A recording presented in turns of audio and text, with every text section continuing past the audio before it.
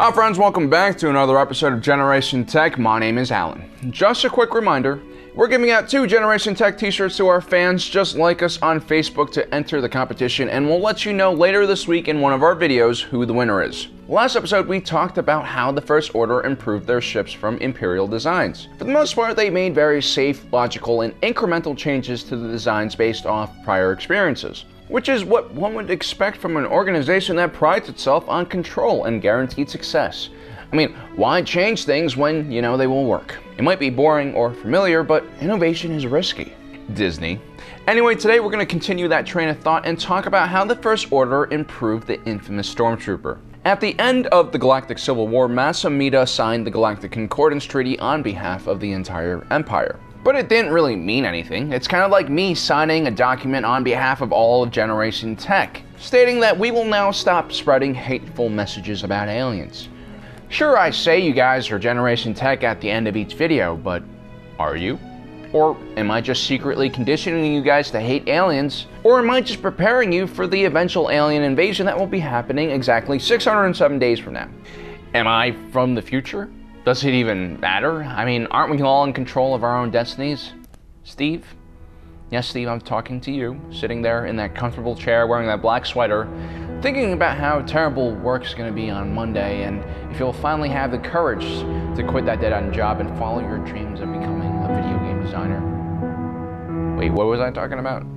Ah yes, so the Imperials didn't recognize the treaty signed by Masa Amida, especially the part that banned the recruitment of new Stormtroopers. Now, I didn't actually read the entire treaty, I mean that's what press conferences are for, but why didn't the First Order just name them something different from Stormtroopers, like call them Space Troopers? Well, that's because the First Order doesn't give a crap what the New Republic thinks about them. They're like a fat 10-year-old in drag on a daytime talk show about misbehaving children.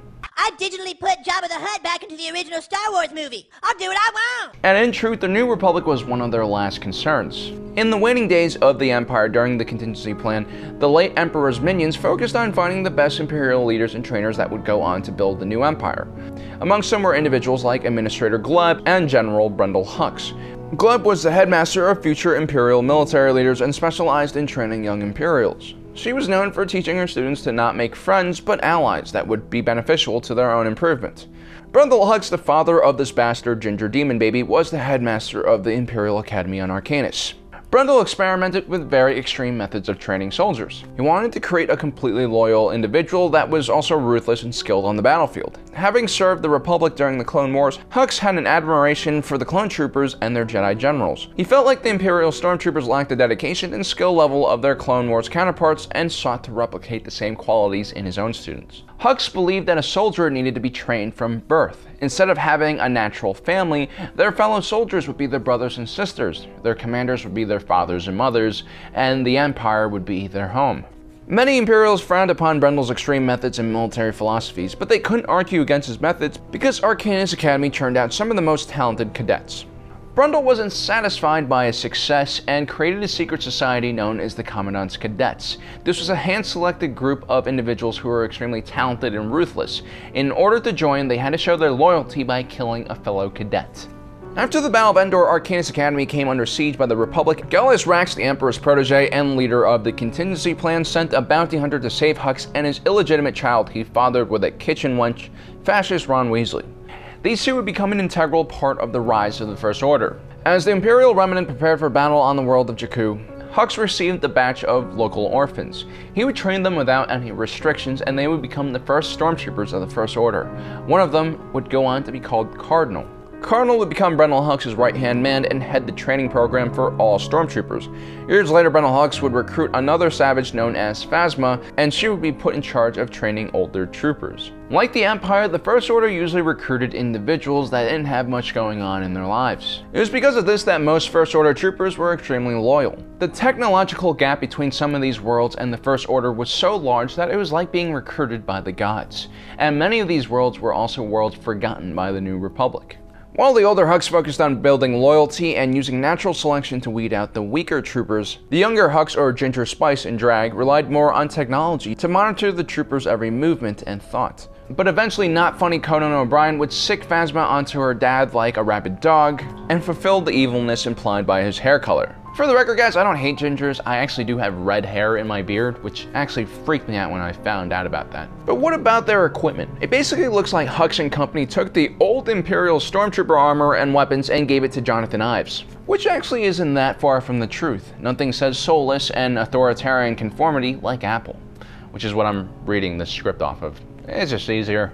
From what we do know, First Order Stormtrooper armor is supposed to be stronger. Captain Phasma once famously said that not even a Wookiee could crush the armor before being shoved down a garbage chute. Although it should be noted that Captain Phasma comes from a planet where people suck the life essence out of their dead and then turn it into a magical paste which they wipe on their faces to prevent illnesses.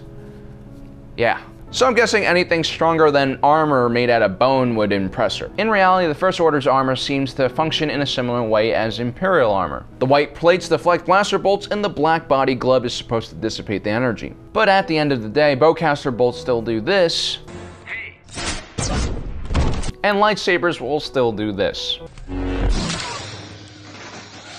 The helmets themselves lacked enhanced vision and required a separate attachment to be bolted on, which again oddly sounds like an Apple-inspired design, paying for a premium for things that should have came with the base package in the first place. The new F11D featured some improvements over the E11 and included a 8-time magnification scope, which is actually kind of ridiculous for a carbine weapon.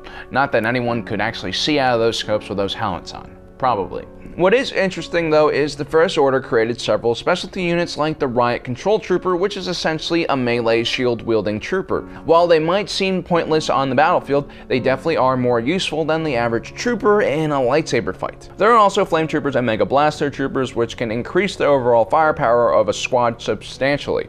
These new trooper types gave commanders more tactical options at the small unit level in the field. They can also now field cook Ewoks within seconds without a mess kit, which is only my third favorite way of eating those scrumptious little bear aliens. Can you guess what my first is? As far as mechanized armor goes, we see that the First Order has remedied some of the glaring issues of the AT-AT Walker by creating their own Guerrilla Walker, otherwise known as the AT-M6. They supposedly are designed with stronger legs and have more firepower. Although I still think a lower profile vehicle would serve the First Order better on the battlefield. But what do I know? I'm just a little man trapped inside of your computer screen, Steve. So, the First Order Troopers are definitely an improvement upon their Imperial counterparts. They have slightly better equipment and much better training and indoctrination. But in the end, plot armor trumps all. In a game of rock, paper, and scissors, plot armor is like a guillotine designed for cutting off hands. Well, on that positive note, this video ends. I hope it filled you up with a bunch of warm, fuzzy feelings. Don't forget to subscribe and hit that notification button. A special thanks to all you Patreon supporters out there. Remember, don't let society tell you who you are just because you are a ginger. You don't need to be a murderer or a villain. There are plenty of redheads that have contributed positively to society. I just can't name any right now. Well, thanks for joining us today. If you're watching this, you are Generation Tech.